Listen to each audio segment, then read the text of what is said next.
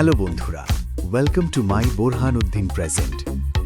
আজ আমি আপনাদের সাথে এমন একটি কঠিন ও বাস্তব দৃশ্য নিয়ে কথা বলতে চাই, যা আমার নিজের প্রযোজিত এবং আমার হৃদয়ের খুব কাছের একটি নাটক, বড় বোনের সংসার। যারা নাটকটি ইতিমধ্যে দেখেছেন তাদেরকে ধন্যবাদ জানাই এবং তারা জানেন এই নাটকটির গভীরতা কতটা। আর যারা দেখেননি তাদের জন্য আজকের এই ভিডিওটি একটি বড় আগ্রহমূলক হতে যাচ্ছে। আমাদের চারপাশে এমন অনেক পরিবার আছে যেখানে নেই কোনো পুরুষ অভিভাবক, শুধু মায়েরা আর কন্যারা মিলে জীবন যুদ্ধ চালিয়ে যায়। এই নাটকেও আমরা ঠিক তেমনই এক দারিদ্র পরিবারের করুণ কাহিনী দেখতে পাব। দেনা পাওনা নিয়ে কি কইছে? শুরুতে তো 5 লাখ চাইছে। 5 লাখ? না না না না। আরে মা, ওনাকে দোকান আছে তো দোকানটা বড় করার লেগে টাকা চাইছে। নাটকের শুরুতেই আমরা দেখি একটি অসহায় পরিবার, যেখানে বৃদ্ধ মা আর 4টি বোন। সংসারের সব দায়িত্ব কাঁধে তুলে নিয়েছে বড় বোন, যে চরিত্রে অভিনয় করেছেন আমাদের সবার প্রিয় মিম চৌধুরী। তার অভিনয় দেখে আপনার মনেই হবে না যে এটি অভিনয়, যেন বাস্তবের কোনো বড় বোন তার সব সুখ আহ্লাদ বিসর্জন দিচ্ছে। নিজের বিয়ের বয়স পেরিয়ে যাচ্ছে, অথচ সে শুধু ছোট 3 বোনকে নিয়ে চিন্তিত। নিজের কথা ভাবার সময়টুকুও তার নেই।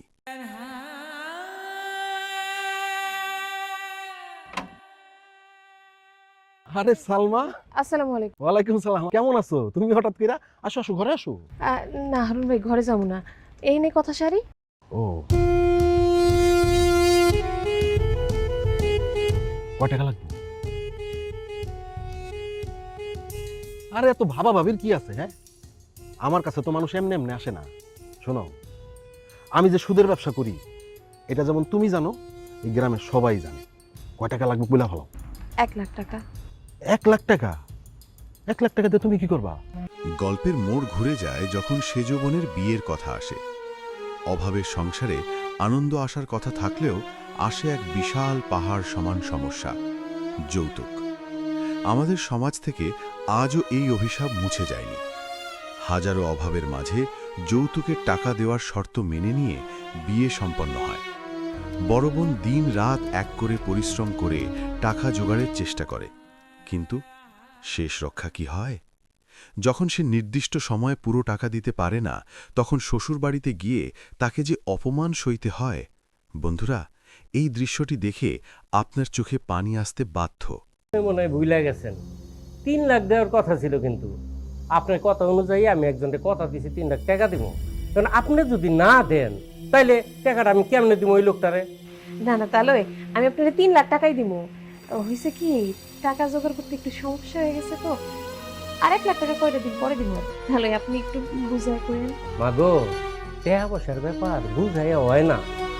না, আপনি কথার কাজে মিল পাইলাম না গম্মা।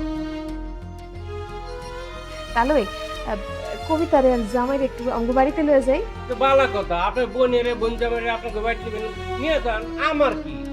হ্যাঁ জি গান, হ্যাঁ জি গান চাইবো কিনা? ভাইজান চলো, কবিতা তুমি চলো অঙ্গ বাড়িতে। আমি আপনাকে বাড়িতে যাবো না।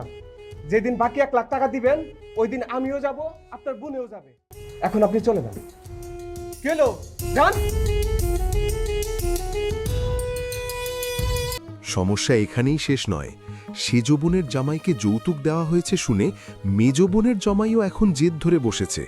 সে দাবি করছে যৌতুকের টাকা, নইলে সে তার স্ত্রীকে তালাক দিয়ে দেওয়ার ভয়। ভাবুন তো একবার, একটা মানুষের ওপর কতটা চাপ আসতে পারে। এদিকে আবার ছোট বোনটিও বখাটে ছেলের পাল্লায় পড়ে ঘর ছাড়ে। একটার পর একটা ধাক্কা কিভাবে বড় বোন সামলে নেবে? ভালো কথা, তুমি না কইছিলে তোমার হাইজা বোনের বিয়ে হইলে আমরা বিয়ে করবো? আচ্ছা চলো না আমরা বিয়ে করে লাই। আমার বড় বোন এখনো বাকি আছে। কার বিয়ের কথা কইলা? তোমার বড় বোনের?